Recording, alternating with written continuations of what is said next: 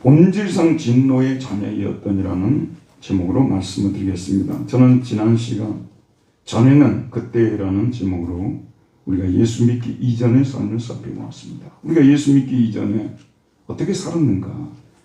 얼른 보게 되면 원칙이 없이 대충 산 것 같지만 원칙을 가지고 살았다는 말씀이죠. 구체적인로는 제의 원칙, 제의 원칙에 따라서 살았다는 것입니다. 그리고 우리의 삶의 구체적 강령을 정하며 살았는데, 첫 번째 강령은 이 세상 풍조를 따르라. 네가 뭔데 이 세상 풍조를 따르지 않고 이 세상 풍조를 거슬리면서 살려고 하느냐. 늘 우리의 무의식 속에서 나는 이 세상에서 성공하려면 이 세상 풍조를 따르면서 살아야 된다, 그런 소리를 듣고 살았다는 것입니다. 그리고 우리가 이 세상에서 성공하려면 공중권세 잡은 자의 명령을 따라서 하나님께 불순종하면서 살아라. 하나님께 순종하고 사는 것이, 그것이 구속이고 노예다, 노예. 우리 중고등부 학생들 여기 예배에 참여하고 있습니다만, 참 중고등부 때 은혜를 받는 것이 쉬운 일이 아니거든요. 엄마 아빠가 은혜를 받지 못한 상태에서 교회 가자 그러면요, 내 인생이 너무 구속을 받는 것 같아요. 너무 고통스러운 거예요. 나중에 은혜를 받고 나면 참 그때 부모님들이 그렇게라도 나를 붙잡아 주셔서 하나님께 떠나지 않게 해주셔서 얼마나 감사한지 그런 고백이 나오겠습니다만, 그 전까지는 참 이게 힘이 듭니다. 예수 안 믿는 사람들은 하나님을 믿으라 그러면요, 구속부터 생각해요. 하나님께 끌려다니고 자기 인생 자기 마음대로 못 살게 된다고 생각하는 것입니다. 세상 사람들이 그렇게 생각하고 우리도 전에 그렇게 생각했잖아요. 근데 뭐 공중권세 잡은 자를 따라서 산다고 생각하는 사람 아무도 없죠. 누가 내가 지금 마귀 따라서 내가 마귀가 시키는 대로 인생을 산다고 누가 그렇게 말하겠어요. 그러나 실상을 보게 되면은 불순종으로 우리를 끌고 가는 어둠의 세력이 있다는 거, 보이지 않는 세력이 있다는 것이에요. 그 세력이 끌고 가서 결국은 하나님께 불순종하도록 만든다는 말씀입니다.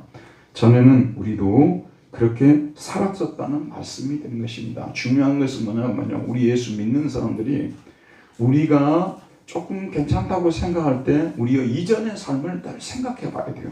그리고 우리가 우리 주변에 보면 예수 안 믿는 분들이 있지 않습니까? 그런 분들을 바라볼 때도 우리도 전에는 저렇게 살았었는데 참 불쌍하다. 저들에게 전도해서 저들도 우리처럼 살게 만들어야 되겠다. 우리도 전에 하나님께 불순종하며 살았고 세상 풍조 쫓고 살았고 유행에 따라서 패션에 따라서 살았던 사람들 아니냐 하면서 우리 자신을 돌아보고 겸손할 수 있어야 된다는 말씀이 되는 것입니다. 에베소서가 가르치고 있는 것이 그거예요. 우리 자신들이 그들을 보면서 또 우리의 지난 날을 생각해 보면서 겸손한 삶을 살라는 말씀 아니겠어요? 오늘은 세 번째 강령에 대해서 살펴보려고 합니다. 우리 삶의 강령은 네 마음대로 네가 원하는 대로 살아라입니다. 자, 여러분, 너를 나로 바꿔봅시다. 내 마음대로 내가 원하는 대로 산다. 믿지 않는 분들에게 그것을 삶의 원칙으로 당신이 삼고 살아간다 그러면은 동의 안 하려고 할 거예요. 그러나 여러분 한번 생각해 보세요. 믿지 않는 사람들이 삶을 살아가는 방식, 내 마음대로 내가 원하는 대로 산다, 그거 아니겠어요? 심지어는요, 내 마음대로 내가 원하는 대로 사는데 부모가 거기에 대해서도 방해를 해도요, 말리려고 해도 그거 양보 안 하려고 해요. 구체적인 자기 삶의 강령이거든요. 내 마음대로 내가 원하는 대로 산다. 성경이 그렇게 말씀하시고 있고, 또 우리가 돌이켜보게 되면은 우리 모두가 다 내 인생은 내 마음대로 내가 원하는 대로 산다, 이 원칙에 의해서 살 사람들이 사실은 삶을 영위하고 있는 것입니다. 내 인생 내 마음대로 내가 원하는 대로 산다. 그러면 이제 은혜를 받고 나면 우리가 어떻게 바뀌죠? 하나님께서 원하시는 대로 하나님의 뜻대로 살아야지. 늘 그대로 살지 못하고, 그래서 우리가 하나님 앞에 죄를 뉘우치고 그런 삶이 되죠. 그러나 은혜를 받기 전에는 내 마음대로 내가 원하는 대로 산다, 이 원칙에 따라 사는 거예요. 모든 사람이 다 그렇게 하는 것입니다. 내 마음대로 내가 원하는 대로. 근데 지금 여기 아이들이 있잖아요. 아이들도 그러면 그런 원칙에 의해서 안 사는 것처럼 보이죠. 내 마음대로 내가 원하는 대로 살려고 하는데 사실은 부모가 많이 방해를 하고 있는 거예요.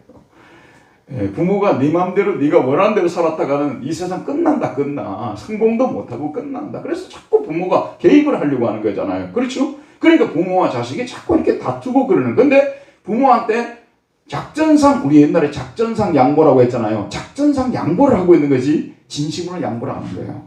내 마음대로, 내가 내 인생은 내 마음대로 삽니다. 엄마 아빠 지금은 내가 듣는 척 하지만 어느 정도 시간 지나면 안 들을 거예요. 지금 그러고 사는 거예요.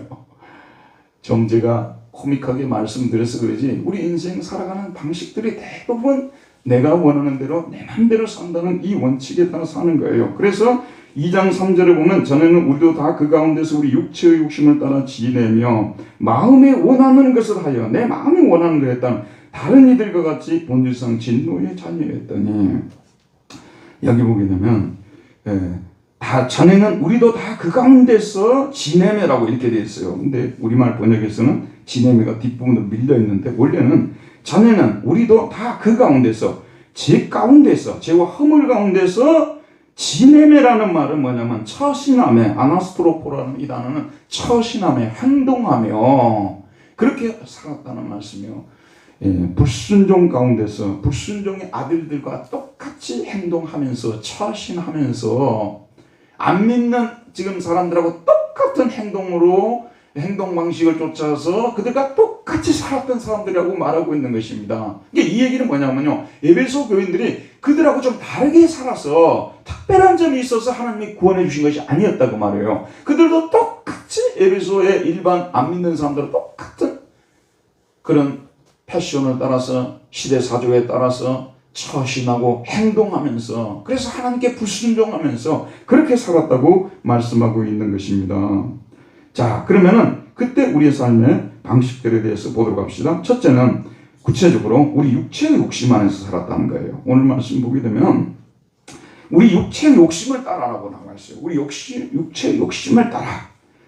전에는 우리도 그 가운데서 지내며 우리의 육체의 욕심을 따라 마음에 원하는 것을 하여. 원래 이렇게 번역이 돼야 돼요. 그러니까 우리 육체의 욕심을 따라서 살았다고 말하고 있어요. 그럼 좀 더 구체적으로 와닿게 말씀드리면 우리가 성령의 소욕을 쫓아서 성령의 욕망을 따라서 산 사람들이 아니에요. 우리는 예수 믿기 전에요. 우리 육체의 욕심을 따라서 우리는 살았다는 말씀이 되는 것입니다. 근데 여기 욕심이라는 이 단어가 에피투미아이스인데 욕정, 욕망, 욕구로 번역할 수 있는데 여러분 우리가 욕망이라는 것이요 좋은 쪽으로도 욕망이 있을 수 있잖아요. 그런데 여기 말하는 이 욕망이라는 것은 주로 나쁜 쪽으로의 욕망을 말하는 거예요. 이 성경 원어 용구로 세계적인 명성을 한때 얻었었죠. 지금은 이제 뭐 하도 유명한 사람들이 많이 나왔는데 영국의 윌리엄 버클리라는 사람이 여기서 말하는 이 욕망, 욕정, 에피투미아스는 A desire for the wrong and forbidden thing이라고 했어요. 욕구는 욕망은 욕망인데 무엇을 향한 욕망이냐면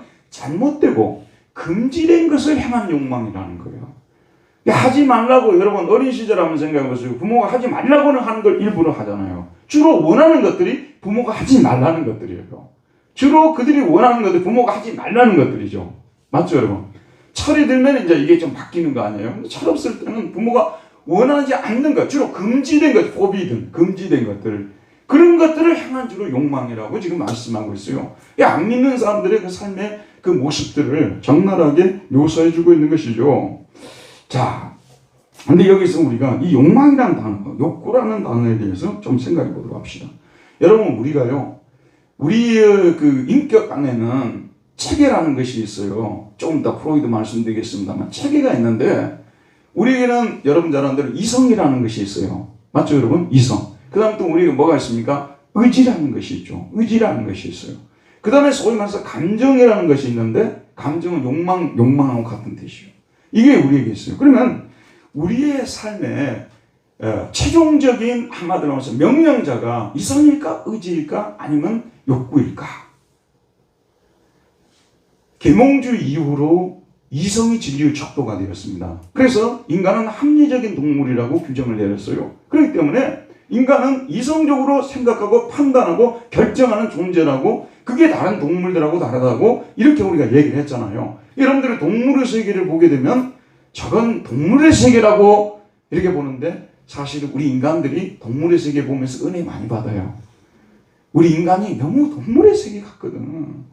자녀를 보호하는 엊그제는 그 떠돌아다니는 유튜브를 하나 봤어요. 그런데 개가 금방 난 새끼 개가 흙 속에 쌓여버렸어요.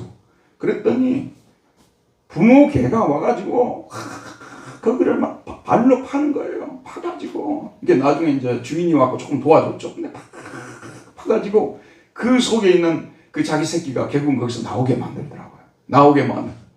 자, 그걸 보면서 인간들이 그걸 보면서 무슨 생각이겠어요? 사실은 인간이나 또는 동물이나 그런 면에서는 크게 다른 바가 없어요. 살려야 되겠다는 욕망이죠. 근데 여러분 보세요. 우리는 굉장히 동물과 다른 이성적인 그런 동물이라고 우리는 생각하는데, 예를 들어서 어떤 학생이 게임기를 사고 싶어요. 저는 참 하나님의 은혜가 처음부터 저는 게임을 안 해봤어요. 그래서 또 게임을 실제로 못해요. 그래서 아예 게임하고는 저는 관계없는 삶을 살아오는데, 요즘 하나가는 애들은 이 게임기가 이게 굉장히 중요하죠. 근데 게임기가 사고 싶어요. 게임기를 사면 게임을 하면서 재밌게 놀 텐데 라는 욕망이 일어나는 거예요. 욕구가 그 속에서 일어나죠. 그러면 즉시 이성이 나타납니다. 그래서 게임기를 사면 좋은 점을 나열해 줍니다. 심심하지 않지? 창의성을 길러주지. 창의성을 길러줘요. 그 다음에 또 적당한 휴식은 공부에 도움이 된다. 이런 이성이 막 그 욕구가, 욕망이 결정한 것을 합리화시켜 주는 거죠. 그러면서 즉시 이성이 의지에게 게임기를 빨리 사야 되겠다고 명령을 내립니다. 그러면 이성과 의지가 서로 회의를 하는 거예요. 사야 되는데 그럼 어떻게 사야 할 것이냐. 그래, 엄마는 말해봤자 사주지 않을 것이니까 우리 아빠 별로 집에 관심이 없고 돈 달라면 돈만 주는 우리 아빠. 그래서 아빠한테 이야기하지 않겠어? 이성이 의지한테 그런다고 말하면 의지가 그래 그렇게 해야 되겠다 하는데 시간을 좀 질질 끌고 있어요. 그러면 욕구가 견디지를 못하는 거예요. 빨리 지금 해내라고. 빨리 지금 이 게임기를 갖고 싶은데 왜 안 가져오냐고 막 이성과 의지한테 막 나무라는 거예요. 책망을 하는 거예요. 우리 인간을 갖다 분석해 보게 되면 그런 식으로 해서 최종 결정이 얼른 보게 되면 이성이 결정을 내는 것 같지만 사실은 처음에 원했던 하고 싶다. 이게 지금 결정을 내리는데 중요한 요인이 된다는 것을 우리가 생각을 해야 된다는 말씀이 드는 것입니다. 그런데 이런 사실에 대해서 우리 인간들이 그렇게 깊이 생각을 하지 않습니다. 깊이 분석을 하지 않아요. 그러면서 항상 뭐라냐면 인간은 합리적으로 판단하는 동물이다. 그렇게 생각하는 거예요. 근데 합리적으로 판단을 안 한다니까요.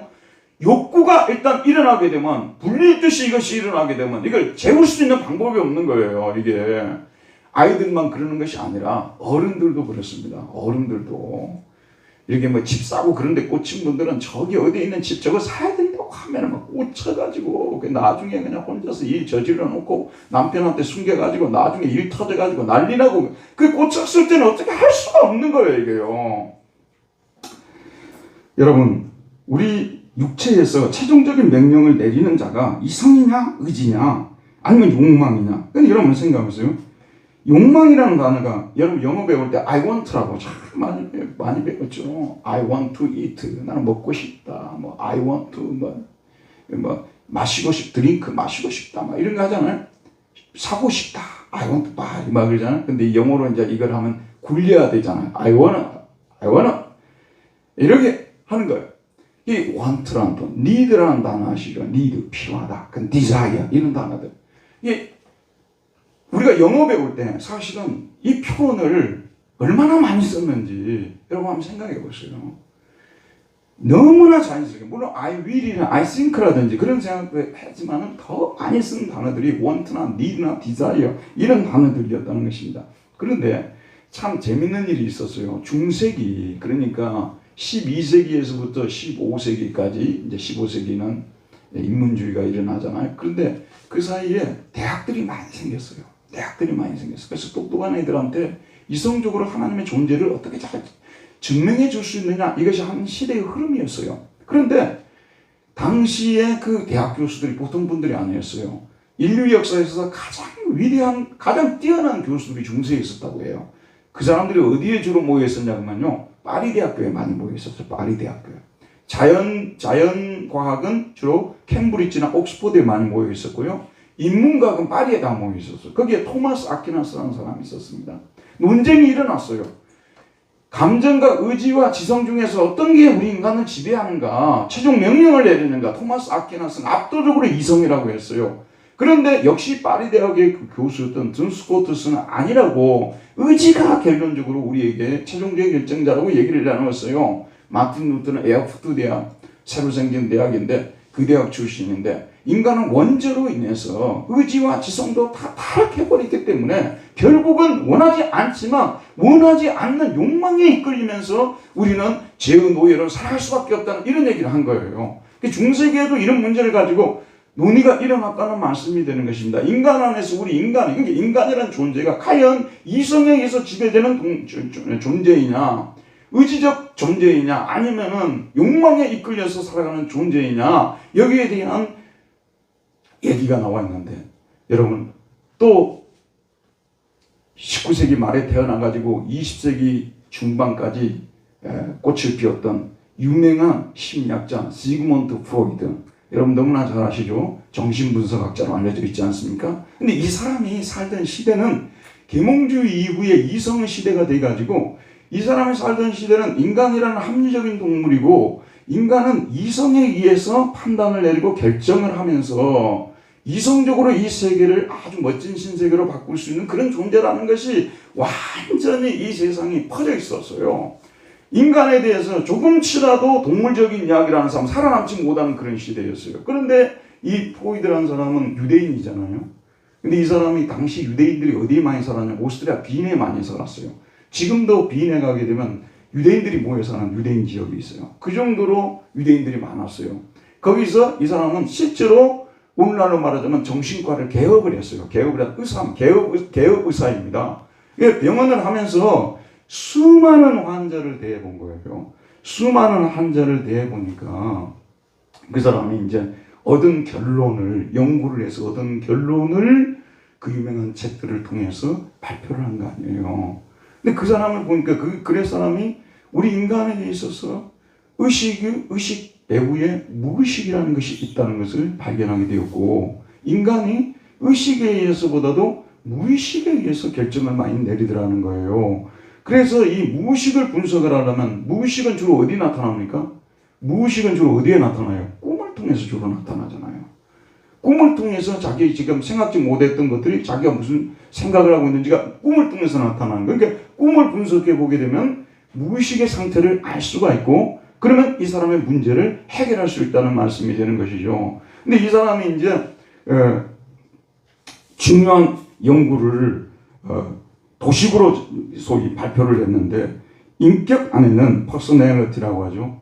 우리 인격 안에는 세 가지 주요 체계로 인격 안에는 구성이 되어 있는데, 첫 번째는 본성이라는 것이 있어요. 본성을 뭐라고 하냐면 이드라고 했어요.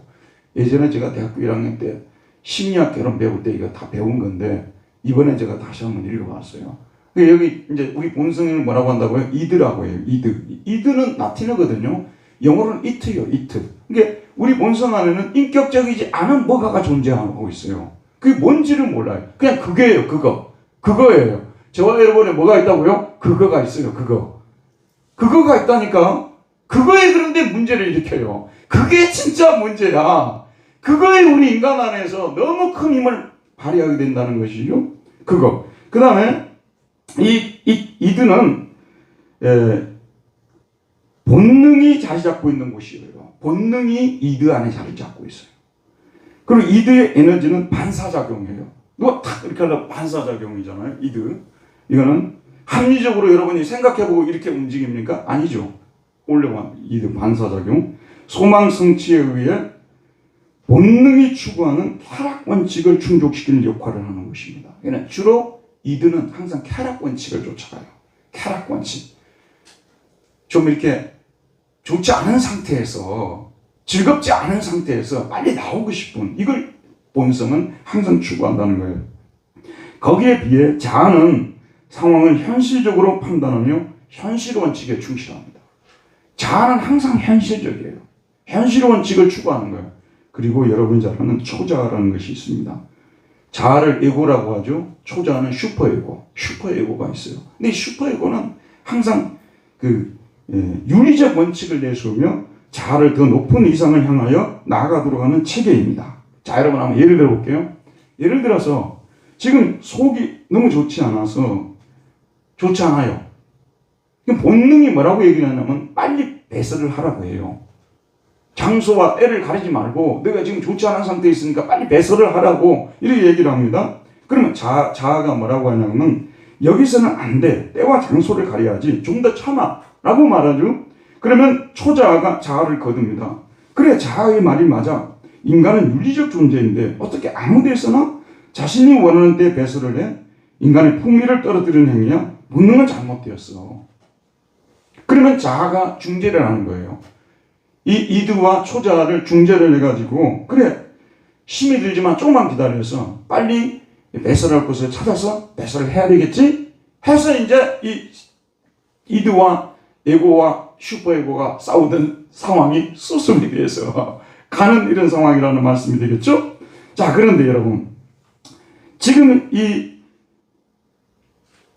이드와 에고와 초자가 지금 싸우는데 결론적으로 어떻게 되냐? 결론적으로 진정한 지배자, 그건 이드가 될 수밖에 없다는 거예요. 본능이 될 수밖에 없다는 거예요. 자, 여러분, 제가 이번에 책을 읽었는데, 이 프로이드의 책을 읽었는데, 이분은 미국에 있는 저명한 대학교에서 평생도록 프로이드를 연구를 하면서 강의했던 그 영미권에서는 굉장히 유명한 분이십니다. 그분이 이런 얘기를 했어요. 잘 들어보세요. 캘빈 S. 홀이라는 사람인데, 인격의 세 체계 중 진정한 지배자는 이드. 이거는 자기가 프로이드를 연구를 해서 프로이드가 그렇더라 그 말이에요. 자기가 연구한 결론이 아니고 프로이드의 연구의 결론을 얘기를 하는 거예요. 이드는 논리나 이성 그 어떤 것에도 지배받지 않는다. 또한 이드는 가치라든가 도덕, 윤리 따위를 지니고 있지도 않다. 이드는 다만 운동 상태에 따라 본능적 욕구를 만족시키려는 하나의 일념만을 갖고 움직인다. 우리가 어린아이들을 보면 알 수가 있어요. 어린아이들 배가 고프지 않습니까? 그럼 그거 하나, 빨리 뭔가를 먹어서 배를 채워야 되겠다는 그거 하나만 생각하지, 뭐 윤리, 도덕, 가치 이런 거 생각합니까? 전혀 아니라는 거예요. 근데 우리 어른들은 사실은 본능을 많이 억제시키기도 하고 본능을 많이 억누르기도 하고 그렇게 하지만 사실은 따져놓고 보면 우리 어른들도 본능의 욕구에 결국은 지배를 당해버리는 경우들이 많아요. 저는 주일날 오후에 예배 끝나고 집에 가서 이제 집에 가면 꼭 다른 때가 그걸 안 하는데 주일날 오후 되면 라면이 먹고 싶어요. 그래서 제가 이제 오늘은 라면 먹읍시다 그러거든요. 왜냐면 내 이드가 지금 본능이 막 얘기를 하는 거예요. 내가 라면 먹읍시다. 우리 집사람이 여보, 라면 몸이 해로워. 그리고 지금 이렇게 좋은 밥을 해놨는데 영양가 있는 밥을 해놨는데 이걸 먹어야지. 그러면 제가 갑자기 짜증이 나요. 아니 내가 지금 일주일 내에 지금 라면 한 번도 안 먹었는데 오늘 한번 먹겠다는데 그냥 아무 말 않고 끓여주면 좋을 텐데 막 나의 이드가 막 못 견디는 거예요. 막. 어떻게 이걸 갖다가 뭐 합리적으로 어쩌죠. 나 그래 다 시키고 뭐 초자 다 시키고 나는 그냥 라면이 먹고 싶어. 그래서 대체로 관철을 시킵니다. 그래서 라면을 먹습니다. 여러분도 어떤 것이 진짜 하고 싶어, 진짜 먹고 싶을 때요. 그거 뭐 위에서 이성이 뭐라고 하고 뭐 그래서 안 되고 건강에 안 좋고 그런 거 다 소용이 없어요. 다 소용이 없다는데. 그래서 이 사람이 프로이드가 이드는 논리나 이성 그 어떤 것에도 지배받지 않는다. 또한 이드는 가치라든가 도덕, 윤리 따위를 지니고 있지도 않다. 이게 프로이드가 한 말이에요. 근데 여러분 조심해야 될 게 뭐냐면요. 이 프로이드는 자기가 경험한 것을 가설로 내놓은 것이에요. 이게 정설이 아니에요.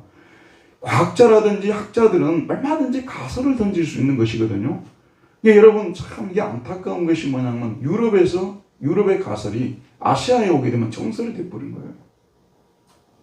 공산주의, 그것도 유럽에서 칼막스가 영국의 대형 도서관 다니면서 연구를 해가지고 이렇게도 볼 수 있겠구나. 그걸 내놨는데 금방 러시아가 와가지고는 이것이 정설이 돼가지고 공리가 돼가지고 혁명이 일어나 버렸잖아요. 1917년 혁명이 일어나 버리잖아요. 그리고 그게 계속 아시아 쪽으로 혁명 일어나가지고 이렇게 되어진단 말이에요. 제가 드린 말씀은 뭐냐면요. 이 프로이드라는 사람이 공헌을 하게 된 거예요. 이 사람 말이 다 맞지 않아요. 그러나 이성의 시대에 이성이 다 조절하고 통제할 수 있다고 하는 시대에서 이 사람이 나타나가지고 인간이 이성적으로 모든 것을 통제하며 살아갈 수 있는 존재가 아니다. 인간은 욕망이라는 게 있는데 이것이 인간을 사실은 망치는 것이다. 이것이 인간을 타락시키는 것이다. 제가 어떤 책에서 그걸 봤어요. 그 사람은 전체적으로 다 그냥 명예도 없고 돈도 없고 다 얻은 사람이었어요. 근데 어느 날 그렇게 살아가는 사람은 너무나 따분하다는 거예요. 너무 지루한 거예요. 그래서 일부러 이 사람이 사람들이 생각할 때 죄라고 생각하는 그런 일들을 한두 번 해본 거예요. 그래서 결국은 나중에는 빼도 박도 못하는 그런 처참한 상황에 떨어졌다고 얘기를 하고 있는데, 한번 보세요. 재산을 증식시키는 분들이 있잖아요. 그 정도 재산을 증식시켰으면 평생 동안 먹고도 살 수 있어요. 근데 거기서 만족을 못하는 거예요. 욕망이 거기서 만족을 못하는 거예요. 욕구가 그냥 아니 저기도 그냥 집 사면 금방 또 오를 거 뻔한데 바로 보이는데, 여러분 저와 여러분이 돈을 못 버는 이유가 지금 돈이 없어서 못 버는 거지.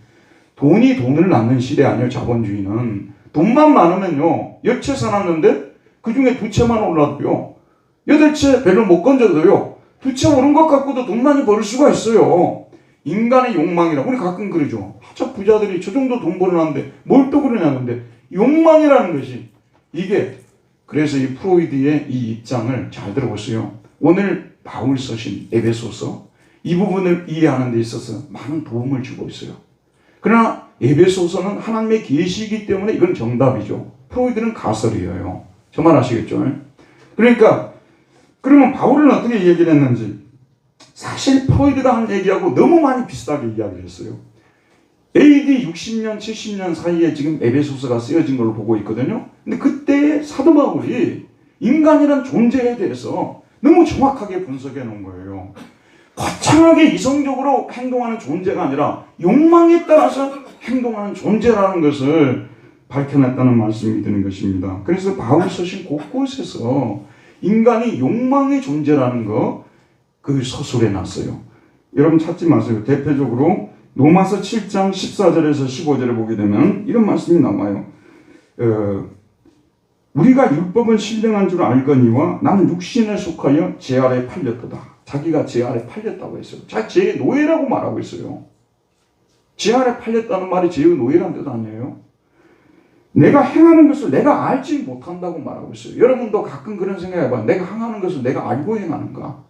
내가 행하는 것을 나도 몰라요. 이게 인간이라는 거예요. 아니 인간이 어떻게 자기가 행하는 것을 몰라요? 아니요, 내가 행하는 것을 내가 몰라요. 이게 바울이 지금 성경이 말하는 인간론이에요. 그러면서 뭐라고 말하냐면, 내가 원하는 것은 행하지 아니하고 도리어 미워하는 것을 행하노라. 자기가 원하는 것이 있어요. 원하는 그것은 이성이 주로 말하는 것들이겠죠. 초자아가 말하는 것들이겠죠. 근데 그건 행하지 않는 거예요. 그리고 도리어 원치 않는 것을 행하는데 도리어 자기 본능이 말하는 것을 오히려 인간이 행해버린다는 그런 말씀이에요. 돈을 줬으면 그 돈을 가지고 정말 요긴한 데만 써야 되는데, 처음에 받을 때는 엄마가 준 용돈 요긴한 데만 써야 된다고 하는데 금방 마음이 변해버리는 거예요. 금방 욕망이 일어나는 거예요. 그 게임기 사지 뭐. 그냥 좀 라면 좀 먹으면 어때? 뭐 이런 식으로 금방 바뀌어버리는 거예요. 그래서 내가 원하는 이성의 뜻을 쫓지를 않냐고 원치 않는 본성의 뜻을 쫓아서 살아가는 사람이었다. 이렇게 지금 얘기를 하고 있어요. 참 결국은 그렇게 된 것이 내가 아니요 내 속에 거하는 죄라고 이렇게 말하고 있는, 죄가 이렇게 사람을 만들어버린다는 거. 여러분 우리 인간에 대해서 지금은요 조금이라도 인간의 존엄을 손상시키고 조금의 존엄을 깎아내리는 이런 발언을 하면 되게 싫어하거든요. 나라는 존재에 대해서 대단히 멋있게 묘사해주고 대단히 괜찮은 사람이라고 사람들이 얘기를 해주면 정답이에요. 얘기를 하는 거예요. 근데 나에 대해서 나의 실체를 딱 보고 딱 나를 얘기를 하는, 그래서 여러분들이 나의 실체를 보여주기 싫어서요. 여러분 사람들하고 너무 가까이 안 하잖아요. 왜냐하면 나의 실체를 가까이서 봐버리면 다 보는 거니까. 인간이 그런 모순적인 존재고 욕망에 이끌려서 살아가는 존재라는 것에 대해서 우리 그리스도인들은 특별히 좀 알아야 된다는 말씀이 되는 것입니다. 우리 그리스도인들이 그저 그냥 인간이 남들이 좋다고 하니까 좋다고 하고, 도덕적 존재라니까 도덕적 존재고, 합리적 존재라고 하니까 합리적 존재라고 말하면서 실제 우리가 삶을 돌이켜보게 되면, 일주일의 삶을 돌이켜보면 헛된 데 시간을 많이 들여요. 쓸데없는 데 시간을 많이 들여요. 눈은 만족이 없어요. 저 말 아시겠죠? 좋은 거 그 정도 봤으면 더 이상 여행할 필요가 없잖아요. 그래서 또 가야 된대, 또 가야 된대. 그래, 인간이 그런 존재라는 거야, 그런 거 존재. 그렇게 시간을 보내고 그렇게 살아가는 존재라는 것을 시인을 하는 데서부터 우리는 참다운 기독교인이 되는, 소위 말해서 길로 들어서게 되는 거예요. 근데 자기가 그런 존재가 아니라고 끝까지 우기고 있으면은요, 죽었다 깨어나도 좋은 그리스도인이 될 수가 없습니다. 그러면서 두 번째는 뭐냐면 육체와 마음이 원하는 것을 행하며 살았다고 말하고 있습니다. 육체와 마음이 원하는 것을 하면서. 들어보세요, 여러분. 우리가 은혜를 받으면요, 성령이 원하시는 거예요. 하나님이 원하시는 것을 행하면서 살려고 노력을 해요. 그렇게 행치 못해요. 돌이켜보게 되면, 일주일 동안 돌이켜보게 보면 하나님이 원하는 것을 행하면서 살려고는 했지만 오호라 나는 공고한 사람이로다. 사도 바울이 고백했던 것처럼 그렇게 하나님이 원하는 쪽으로 살지를 못했어요. 그러나 우리가 지난 날을 돌이켜보게 되면 내 마음대로, 내 생각대로, 내 뜻대로 그렇게 우리가 살아왔다는 거예요. 누구도 여기서 예의가 될 사람이 없어요. 다 내 마음대로. 여러분, 내 마음대로 살려고 하는데 사회가 때로는 걸림돌이 됩니다. 사회의 어떤 제도가 걸림돌이 될 수 있어요. 근데 여러분 들어보세요. 우리가 그 제도를 바꾸려고 하는 것이 성경적으로 보면 그래요. 이웃을 위해서, 인류의 평화를 위해서 그런 것 같지만 사실은 내가 불편하니까 바꾸려고 하는 것들도 있어요. 나한테 이게 안 되니까 바꾸려고 하는 것들이 있어요. A라는 정부가 들었었어요. 내가 봐도 너무 잘하고 있어요. 근데 그 정부 바뀌어야 된대요. 왜 바뀌어야 되냐 그러면 자기에게 지금 도움이 안 된다고 말이에요. 자기가 원하는 것을 못 하려고 하는 거예요. 집을 10채든 20채든 자기는 사고 싶은데 이 정부가 못하게 한다는 것이죠. 그 집을 사든지 말든지 그냥 세금을 똑같이 때려야 되는데 좀 큰 집 살고 돈 많은 집은 많이 때려버리거든. 싫다는 거예요. 그러니까 뭐냐면 바꾸자는 것이죠. 여러분 여기에 속지 말아야 돼요. 우리는 죄의 덩어리들이에요. 우리의 생각이 얼마나 제약스러운 줄 아십니까? 그런데 다 입만 열면 정의를 말하고 공의를 말해요. 그러니까 내가 참 성경적으로 볼 때는 우리 인간이 너무 코미디를 하고 있는 거야. 사실은 자기가 그걸 원하면서 자기가 하고 싶으면서 따져놓고 입으로는 항상 정의와 공의를 위해서 내란데 인간의 존재가 죄송합니다만 은혜 밖에 있을 때는 이렇게 되는 거예요. 심지어는 교회 다니는 우리조차도 정신 바짝 차리지 않고 은혜 아래 있지 않으면 세상 사람들과 똑같이 돼버리는 거예요. 저같이 돈이 없는 사람은 죄를 지을 확률이 훨씬 떨어져 버려요. 근데 집에 돈이 너무 많아요.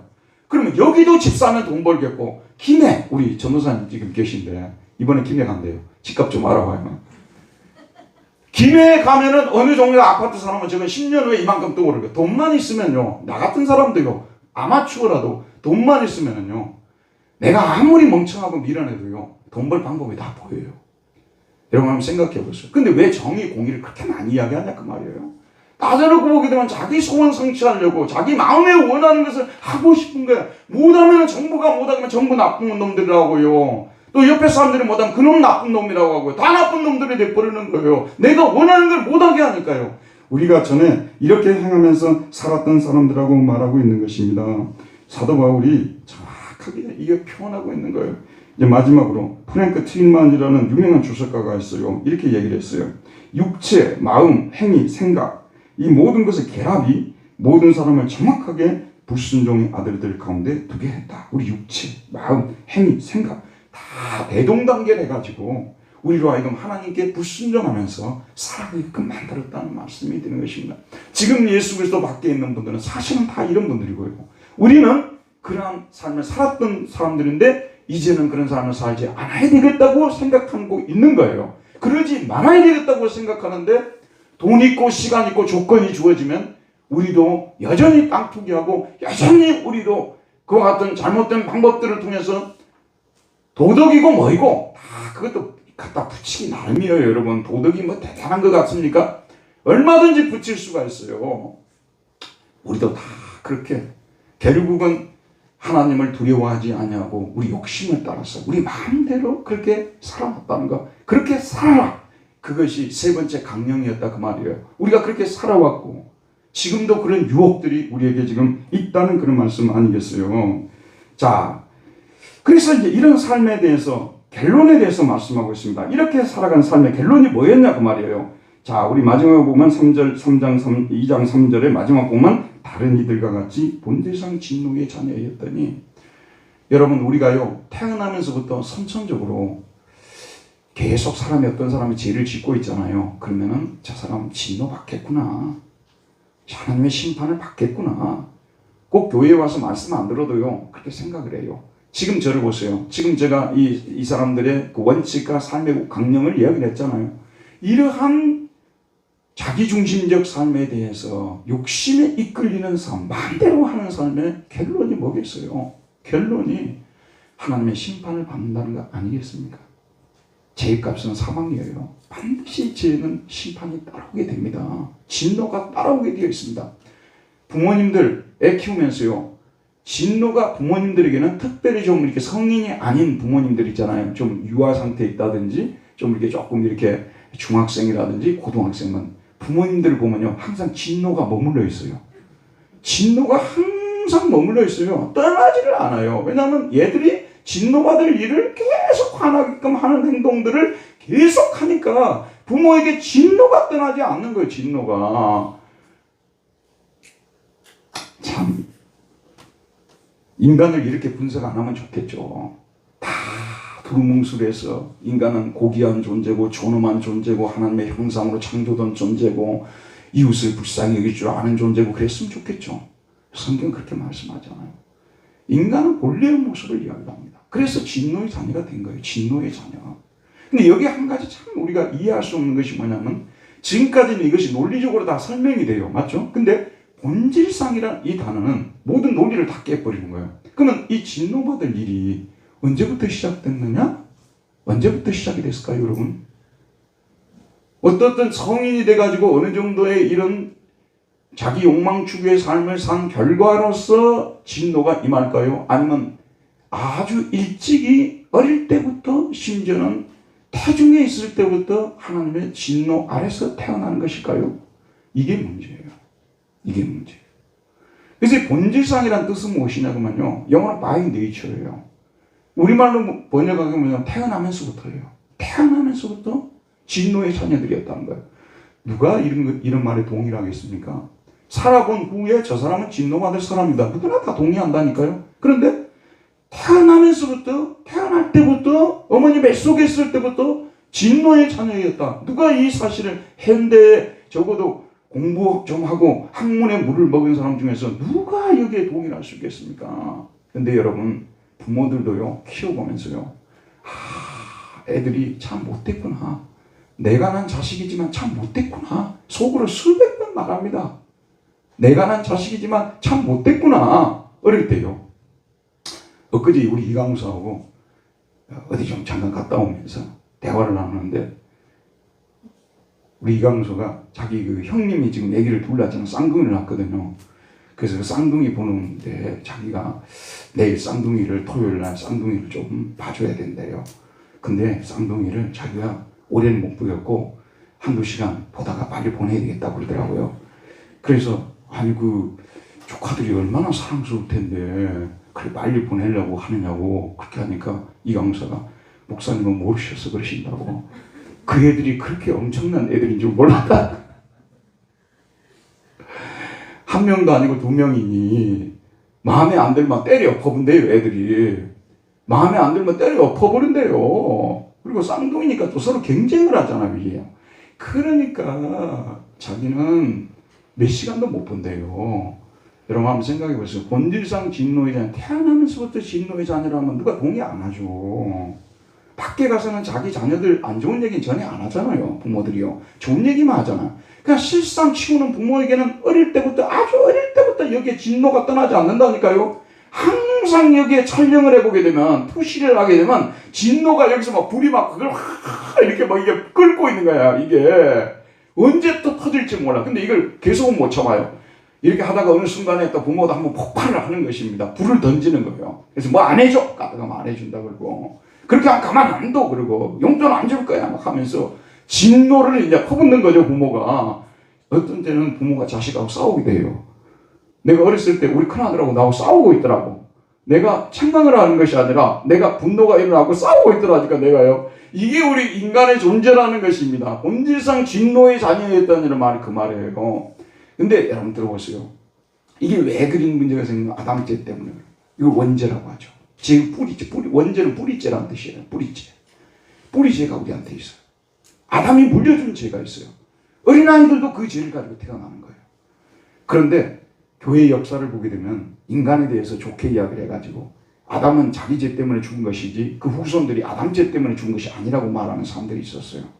영국의 수도사였는데 이 사람이 로마로 건너왔어요. 당시 이제 로마 제국의 수도는 로마 아니에요. 거기서 로마 교회의 장로님이 되신 분이 계셨어요. 그 사람이 유명한 펠라기우스라는 사람이에요.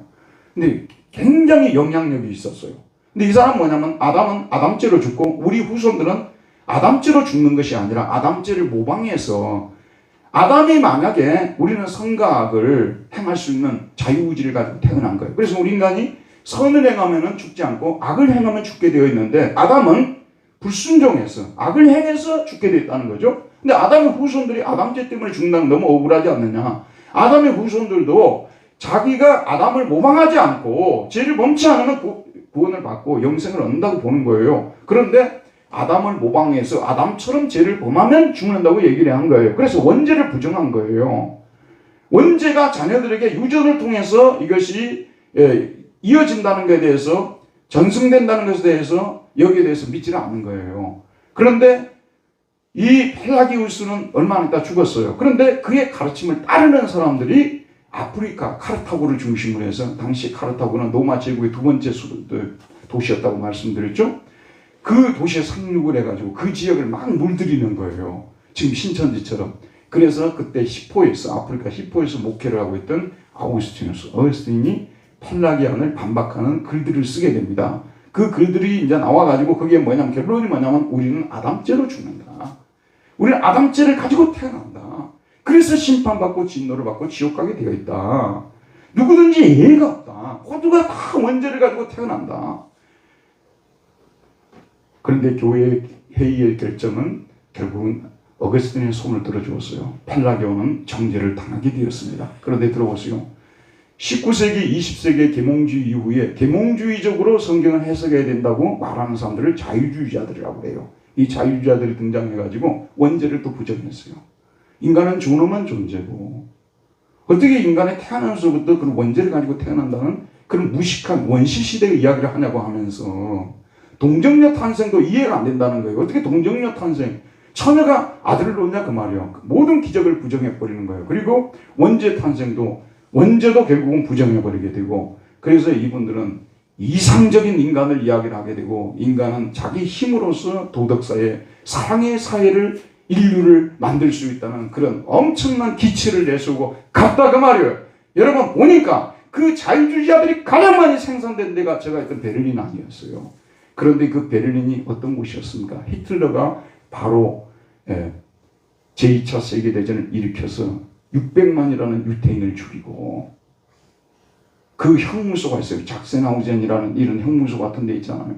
거기에 베토벤의 노래 틀어놓고 사람들 쏴 죽이고 신들러 리스트 여러분들 보셨죠? 그게 인간이에요, 여러분. 왜 그렇습니까, 여러분? 교육을 많이 시켜서 인간을 좋게 만든다고요? 이거 웃기는 소리 하지 말아요. 집안에도 보게 되면요, 교육 많이 받은 자녀들에게 효도를 받을 생각을 별로 하지 마세요. 교육을 많이 받는다고 더 인간다워진다고요? 교육을 안 받은 사람들이 더 인간다운 사람들이 더 많아요, 제가 볼 때요. 여러분, 우리는 성경적으로 인간에 대해서 평가를 해야 되는 거지 세상 사람들이 하는 얘기 듣고 가면 안 되는 거예요. 우리 인간은 자유의지는 사정없이 뭉개져 버렸어요. 우리는요. 우리 선을 행할 능력이 없어요. 하나님을 기쁘시게 하는 삶을 살지를 못해요. 우리는 태어나면서부터 죽을 죄를 가지고 태어나고요. 사는 날 동안 평생도록 우리는 죽을 죄를 짓고 사는 사람들입니다. 그래서 오늘 아침에 갑자기 제가 일찍이 좀 깨어가지고 참 인생이 슬프더라고요. 여러분, 슬픈 인생은요, 1세부터 시작해서 7살 때까지 그 아이들한테 물어보세요. 말을 못해서 그렇지 그들도 인생이 불쌍해요. 초등학생들이 영어 배우러 다니는 언어학적으로는 보면 5학년 때부터 외국어를 가르치는 게 제일 좋대요. 그 전까지는 모국어만 가르치고. 그런데 어떻습니까? 그래서 그 아이들도 부모가 가라고 하니까 가는 거지 자기들이 가는 아이들은 별로 없으니까 참 불쌍해요. 중고등학생들 보세요. 중고등학생, 우리나라 중고등학생들이면요, 세계 어디를 내놔도 다 대학에 갈 수 있는 아이들이에요. 저는 이걸 세계적으로 제가 예전에 우리 아들이 졸업할 때 뉴질랜드에서 어떤 부모님이 왔어요. 조금 길어도 양해해 주시기 바랍니다.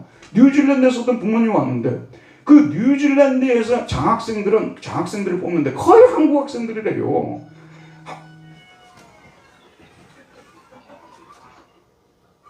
이게 설교 너무 길게 하지 말라고 내가 잘라놨어요. 이제 곧 정리하고 마치게. 그러니까 중고등학생들은 그러면 이 정도 공부 잘하면 되는데 얘들 중에서 일부만 딱 뽑아 가버리는 거예요. 그래서 애들 중에서 대기업도 가고 애들 중에서 학교 선생님 나오고 공무원 나오고 딱 정리시켜버리는 거예요. 나머지는 알아서 살아가는 거예요.